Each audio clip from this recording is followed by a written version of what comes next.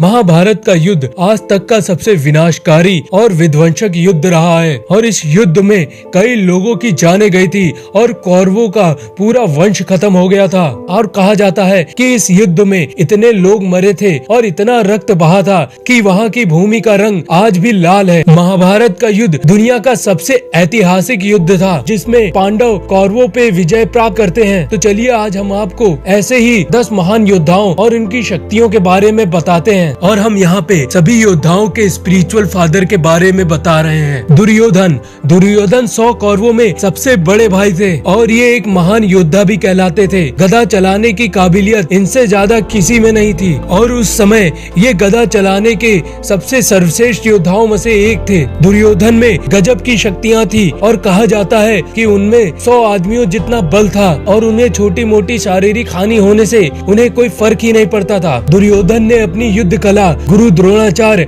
और कृपाचार्य से सीखी थी और उन्होंने गदा चलाने की विद्या कृष्ण के बड़े भाई बलराम से सीखी थी और दुर्योधन को दुनिया का सबसे क्रूर शासक कहा जाता है। महाभारत का युद्ध होने का सबसे बड़ा कारण भी दुर्योधन ही थे। भीम 5 पांडव भाई में से दूसरे बड़े भाई थे। ये कुंती और वायुदेव के पुत्र थे और भीम अपने पिता की जैसे ही शक्तिशाली थे। इन्हें वायुदेव और इंद्रदेव जितना ही बलवान माना जाता था और जहाँ बल की बात करें तो पूरे महाभारत में भीम से ज्यादा बलवान कोई भी नहीं था और कहा जाता है कि भीम में 10,000 हाथियों का बल था और भीम ने भी गदा और तलवार चलाने की शिक्षा बलराम से ही ली थी। और भीम के विषय में कहा जाता है कि एक बार पहाड़ी के ऊपर ये अपनी माँ की गोद से गिर गए थे और ये जिस चट्टान पे गिरे थे वो चट्टान पूरी तरह ध्वस्त हो गई थी और भीम को एक खरोच तक नहीं आई थी। अभिमन्यु महान योद्धा अर्जुन के पुत्र थे। अभिमन्यु ने द्वारका में श्री कृष्ण के आचरण में ही अपना बचपन बिताया था। उन्होंने युद्ध की कला अपने पिता अर्जुन और कृष्ण जी के पुत्र प्रद्युम्न से सीखी थी। अभिमन्यु में सीखने की जबरदस्त कला थी जिसकी शुरुआत माँ की कोख से ही उन्होंने कर दी थी। अर्जुन जब अभिमन्यु की माता को युद्ध नीतियों के बारे में बताते थे तो अभिमन्यु कोख में ही रह के वो युद्ध नीतियों को सीखने लगे थे। और इसी तरह चक्रव्यूह में घुसने का तरीका उन्होंने कोख में रहते ही अपने पिता अर्जुन से सीख लिया था। लेकिन वो चक्रव्यूह को तोड़ने की कला नहीं सीख पाए थे क्योंकि जब अर्जुन ये कला उनकी माँ को बता रहे थे तब तक उनकी माँ सो गई थी। अभिमन्यु अपने पिता अर्जुन के जितने ही बलवान माने जाते हैं और वो सिर्फ 16 साल के ही थे जब वो महाभारत के युद्ध में सम्मिलित हुए। घटोत्कच भीम और हिडिंबा के पुत्र थे। वो आधे देवता और आधे राक्षस थे, इसीलिए उनमें दोनों की ही दैवीय शक्तियाँ सम्मिलित थी। क्योंकि वो हिडिंबा के पुत्र थे इसीलिए उनमें सारी राक्षसी शक्तियाँ मौजूद थी और वो एक क्षत्रिय के पुत्र भी थे, इसीलिए वो युद्ध कला में पारंगत थे। घटोत्कच के पास कई दिव्य शक्तियाँ थी जैसे कि वो अपने शरीर को जितना चाहे बड़ा कर सकते थे। इसी के कारण महाभारत के सारे योद्धा उनसे भयभीत होते थे।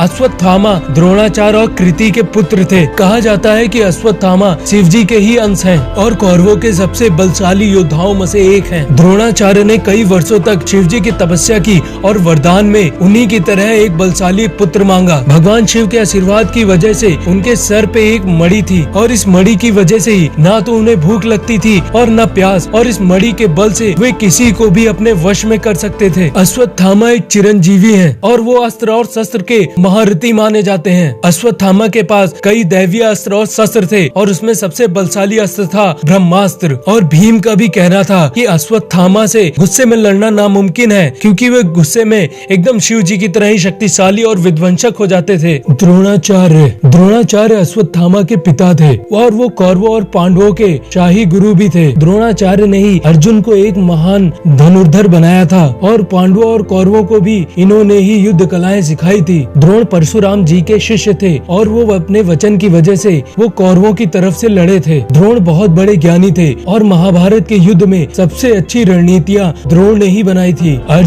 अर्जुन को महाभारत का सबसे बड़ा योद्धा माना जाता है। अर्जुन इंद्रदेव और कुंती के पुत्र थे। अर्जुन एक बहुत ही बेहतरीन तीरंदाज थे और उनके गुरु थे द्रोणाचार्य, और समय के साथ युद्ध कलाओं में अपने गुरु से भी आगे निकल गए और दुनिया के सबसे महान धनुर्धर बन गए। अर्जुन को अस्त्र और शस्त्र का बहुत अच्छे से ज्ञान था और उनके पास कई दैवीय हथियार भी थे और उनमें से सबसे बड़ा हथियार था ब्रह्मास्त्र। लेकिन कृष्ण जी के कहने पर अर्जुन ने किसी भी अपने दैवीय अस्त्र का उपयोग नहीं किया था। अर्जुन ने महाभारत महाभारत के युद्ध में कई महान योद्धाओं का वध किया, जिसमें से कर्ण और भीष्म पितामह भी शामिल थे।